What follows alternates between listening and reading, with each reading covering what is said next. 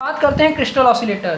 तो in LC and RC oscillator the frequency of operation range as value of R and L change with temperature. यानी जो आपने अभी LC और RC oscillator पढ़ा था उसमें जो फ्रीक्वेंसी ऑफ ऑपरेशन है वो चेंज करता है value of R and L के चेंज होने से टेम्परेचर के साथ। For high degree of frequency stability crystal are use. किसी हाई डिग्री फ्रीक्वेंसी स्टेबिलिटी के लिए हम क्या यूज करते हैं? Stability crystal are use. जैसे कि क्वार्ट्ज का इस्तेमाल करते हैं, राइसल सॉल्ट का इस्तेमाल करते हैं या टर्मलीन का इस्तेमाल करते हैं। ये क्या है? ये एक प्रकार का high degree frequency stability crystal है। क्वार्ट्ज, कॉसी, राइसल सॉल्ट, टर्मलीन, यही सब क्या है? High degree frequency stability crystal का इस्तेमाल करते हैं। जैसे क्वार्ट्ज हो गया, रॉसल सॉल्ट हो गया, ये सब टर्मलीन हो गया। The principle of operation of crystal oscillator जो है वो बेस्ड होता है पिक्जो इलेक्ट्रिक इफेक्ट। पिक्जो इलेक्ट्रिक इफेक्ट आपने सेंसर एंड इंस्ट्रूमेंट चैप्टर में पढ़ा ही होगा कि पिक्जो इलेक्ट्रिक इफेक्ट क्या होता है। तो पिक्जो इलेक्ट्रिक इफेक्ट यहाँ पर दिखाया क्या होता है कि when a mechanical stress is apply across the face of crystal a potential difference develop. Piezo electric effect यही बताता है कि जब कोई मैकेनिकल स्ट्रेस अप्लाई किया जाता है across the face of crystal तो वहाँ पर पोटेंशियल डिफरेंस डेवलप हो जाता है। तो अक्रॉस द क्रिस्टल तो क्या होता है? पोटेंशियल डिफरेंस डेवलप हो जाता है क्रिस्टल के across.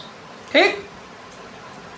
Conversely, when a potential difference is applied across the crystal surface, is a mechanical stress is developed proportional to the applied potential difference। यानी जब हमने क्या किया, जब पोटेंशियल डिफरेंस अप्लाई किया है क्रिस्टल के सरफेस पे तो वहाँ पर मैकेनिकल स्ट्रेस भी डेवलप हो गया जो कि प्रोपोर्शनल होता है अप्लाई पोटेंशियल डिफरेंस के।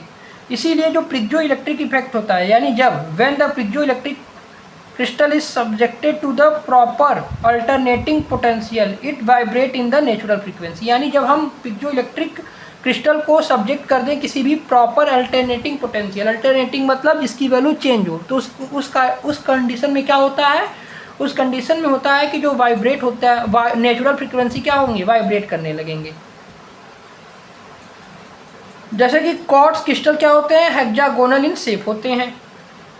तो ये जो इसका मैकेनिज्म है वो अब यहाँ पर डिफाइन किया गया है कि यहाँ पर पिक्जो इलेक्ट्रिक इफेक्ट होता है क्वार्ट्ज क्रिस्टल में, कुछ इस तरह से होता है।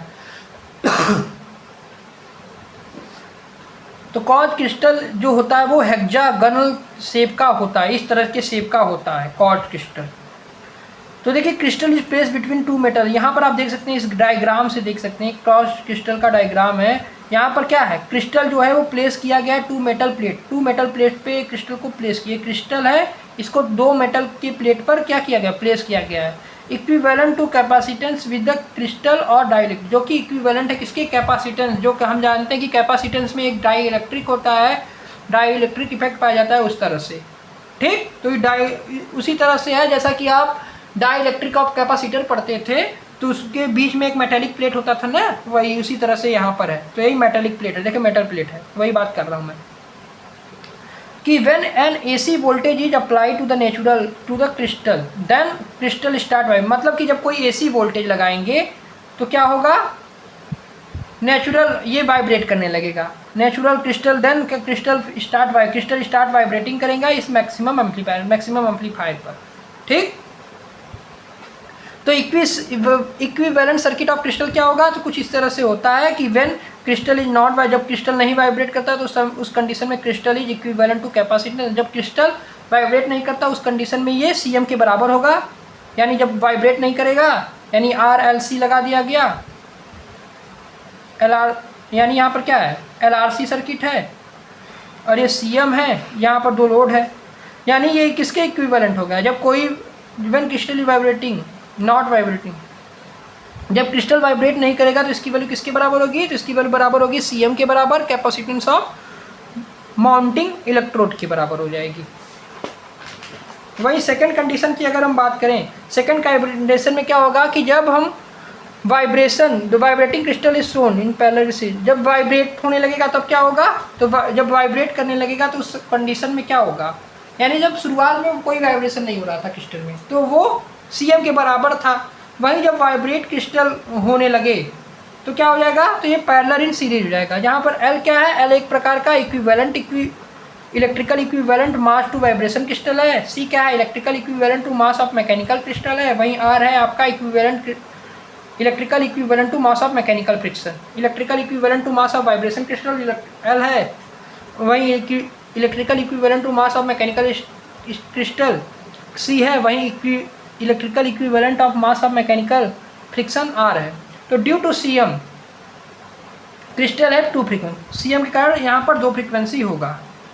कौन कौन सी फ्रीक्वेंसी, एक Cm होगा, एक सीरीज रेजोनेंट फ्रीक्वेंसी होगा, एक पैरेलल। तो सीरीज रेजोनेंट फ्रीक्वेंसी में क्या होता है कि XL इक्वल टू XC हो जाता है across. When XL equal to series में जब XL की वैल्यू XC के बराबर हो जाती है तो उस कंडीशन में क्या हो जाएगा, जैसा कि XL होता है 2 पाई fs इंटू एल, वहीं XC क्या होता है 1/2 पाई fs इंटू सी। तो जब इसको सॉल्व करेंगे तो यहाँ से fs की वैल्यू आएगी जो है, यानी सीरीज रेजोनेंस फ्रीक्वेंसी fc की वैल्यू, fs की वैल्यू क्या आ जाएगी, सीरीज रेजोनेंस फ्रीक्वेंसी की वैल्यू आ जाएगी यहाँ पर 1/2 पाई रूट में LC के बराबर।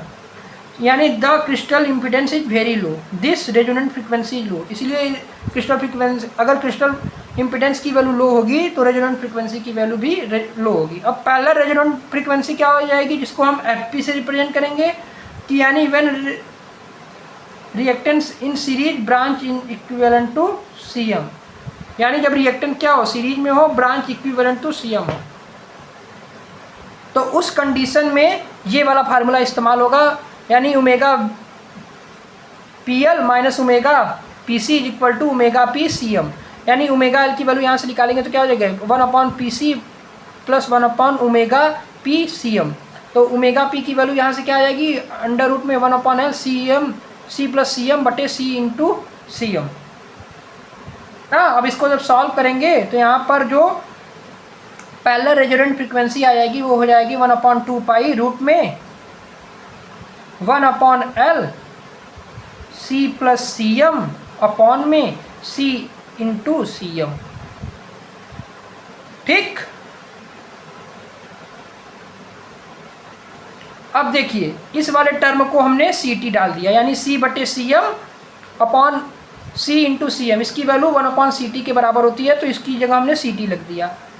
यानी यहाँ पर आप ये देख सकते हैं कि at the frequency the crystal offer at high impedance of external circuit, यानी इस फ्रीक्वेंसी पर क्या होगा, जो क्रिस्टल ऑफर होगा वो हाई इम्पिडेंस फॉलो करेगा, जिससे external circuit now if Cm is equal to, अगर Cm की वैल्यू को C बढ़ा दे तो Fs की वैल्यू Fs, यानी अगर हमको सीरीज रेजोनेंट फ्रीक्वेंसी को पैरेलल रेजोनेंट की फ्रीक्वेंसी से बराबर कब हमको मिलेगा, जब हमारी Cm की वैल्यू ग्रेटर देन C हो जाएगी। तो उस कंडीशन में जो पैरेलल रेजोनेंट फ्रीक्वेंसी Fp है वो क्या हो जाएगा 1/2 पाई रूट में LC के बराबर हो जाएगा, यानी सीरीज रेजोनेंट फ्रीक्वेंसी के बराबर हो जाएगा। अब क्रिस्टल ऑसिलेटर के एडवांटेज क्या होते हैं, अब उसकी बात कर लेते हैं। तो एडवांटेज क्या है, सिंपल होता है, does not require tank circuit को रिक्वायर नहीं करता है। Generate difference oscillator frequency by changing the crystal, इससे हम जनरेट कर सकते हैं different oscillating frequency by changing the crystal. Frequency high frequency stability होती है इसमें। डिसएडवांटेज की बात करें तो लिमिटेड ट्यूनिंग रेंज होता है, फ्रेगाइल होती है ये, और use in low power circuit वाली, लो पावर सर्किट के लिए इस्तेमाल कर सकते हैं। एप्लीकेशन की बात करें तो इसका क्वार्ट्ज क्रिस्टल में इस्तेमाल करते हैं, जैसे कि communication, transmission, receiver, digital clock में। राइसोल सॉल्ट का अगर हम देखें तो ये माइक्रोफोन और हेडसेट में इस्तेमाल होता है। वहीं टर्मलिन की बात करें तो ये aggression and have less piezo electric, और जिसके पास लेस पिक्जो इलेक्ट्रिक इफेक्ट हो। टूरमलिन की बात करें अगर हम, तो मिलते हैं नेक्स्ट वीडियो में। तो इस वीडियो में हमने क्रिस्टल ऑसिलेटर की बात भी कर लिया। तो यहाँ से आपका जो ऑसिलेटर है वो पूरी तरह से ख़त्म होता है, जो कि आपके सिलेबस में है। मैंने आपको अब इसके पहले हमने LC RC oscillator, phase shift, Wien bridge, crystal, कॉलपिट और क्लैप ऑसिलेटर के बारे में पढ़ाया है, उसका वीडियो आप देख सकते हैं। और इस वीडियो में हम आपको क्रिस्टल ऑसिलेटर के बारे में बताएं, जो कि बहुत ही इंपॉर्टेंट पार्ट है, या ये या वो, उसमें से कुछ ना कुछ आता ही है। तो इस तरह से आप इसको तैयारी कर सकते हैं। मिलते हैं नेक्स्ट वीडियो में, तब तक के लिए goodbye, thanks for watching this video.